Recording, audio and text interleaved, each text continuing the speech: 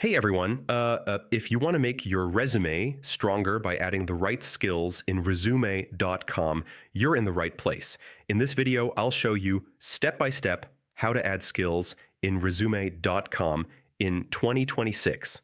First, sign in to resume.com and open your resume editor. This is where you can edit all sections of your resume easily. Next, find the skills section. This is where you list your abilities, strengths, and professional skills. Now add job-related skills. Only include skills that match the position you are applying for. Try to include both technical and soft skills.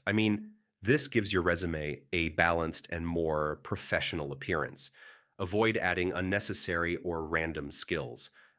Irrelevant skills can make your resume look unprofessional or weak. Use keywords from the job description. This helps your resume pass automated screening systems used by employers. Finally, keep your skills section short and clear. Don't overload it with too many items. So yeah, that's how you add skills in resume.com. Follow each step carefully, and your resume will look more professional and increase your chances of getting hired. And if this helped, don't forget to check out more career tutorials for fast and easy guides.